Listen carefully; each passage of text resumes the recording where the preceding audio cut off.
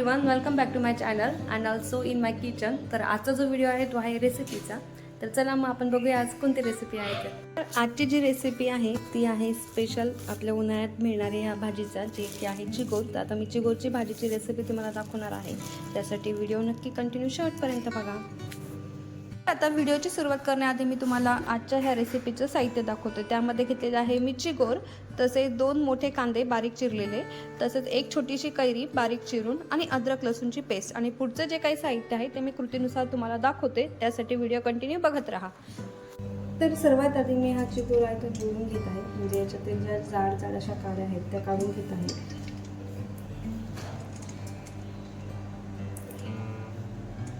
आणि अशा प्रकारे माझा हा चिगोर जो आहे तो निवडून झालेला आहे। तसेच हा चिगोर आता निवडल्यानंतर छान त्याला स्वच्छ पाण्याने धुवून घेतलेला आहे।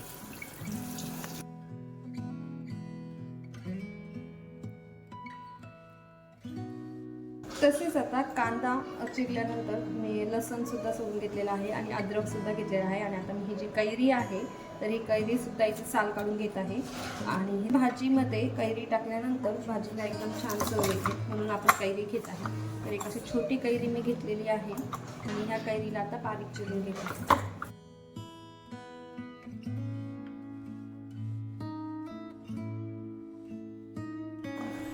त्यानंतर आता कांदा चिरल्यानंतर, कैरी चिरल्यानंतर आणि अद्रक लसूणची पेस्ट केल्यानंतर भाजीला फोडणी देते।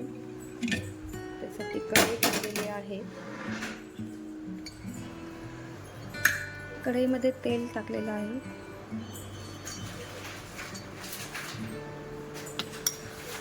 तर आता तेल तापल्यानंतर मी जिरा मोहरीची फोडणी देते।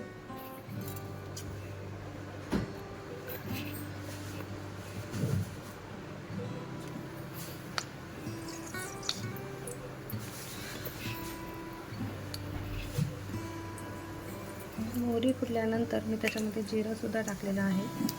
तसेच यानंतर जी आपण अद्रक लसूणची पेस्ट केलेली आहे ती टाकलेली आहे।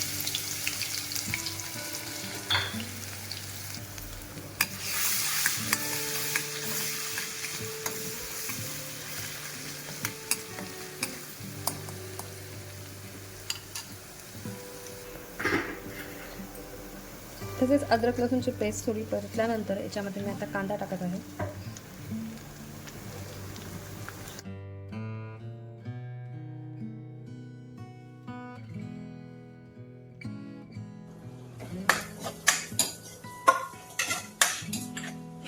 आणि आता मी हा कांदा टाकल्यानंतर कांदा परतेपर्यंत आता जे भाजीचं तिखट मसाला आहे ते सुद्धा काढून घेतो। तर आता तुम्हाला ते सुद्धा दाखवते की कोणकोणते मसाले यूज करणार आहे।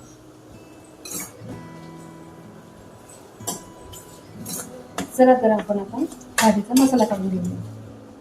आता कांदा परतेपर्यंत आपण तिखट मसाला काढून घेत आहे, ज्याच्यामध्ये मी यूज करणार आहे लाल तिखट साधं, हळद आणि काश्मीरी लाल मिरची तिखट आणि कांदा लसूण मसाला, ज्यामध्ये मी 1 चमचा तिखट घेतलेला आहे, अर्धा चमचा हळद, तसेच 1 चमचा काश्मीरी लाल मिरची तिखट आणि 2 चमचे कांदा लसूण मसाला।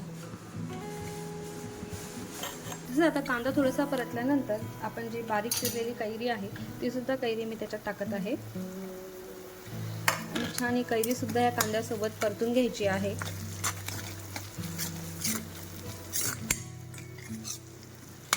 तर कांदा व कैरी परतण्यासाठी त्याच्यात थोडंसं मीठ टाकायचं आहे, जेणेकरून ते मऊ होईल।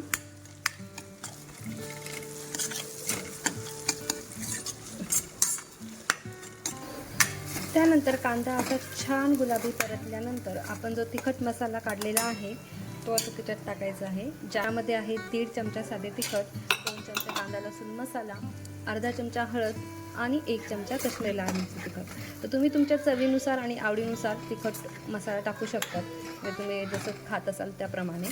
आता मी आमच्या घरच्याप्रमाणे असा काही हा मसाला घेतलेला आहे आणि आता हा मसाला छान परतू द्यायचा आहे तेलामध्ये।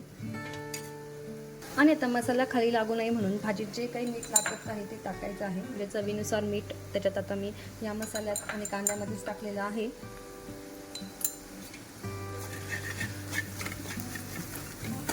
जेणेकरून मिठाला ते पाणी सुटेल आणि मसाला खाली लागणार नाही।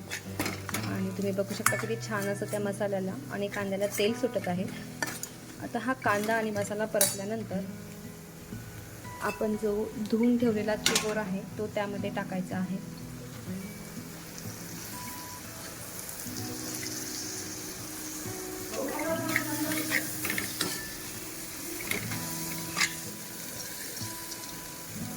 आणि पूर्ण ती भाजी आहे ती छान अशी परतून घ्यायची आहे।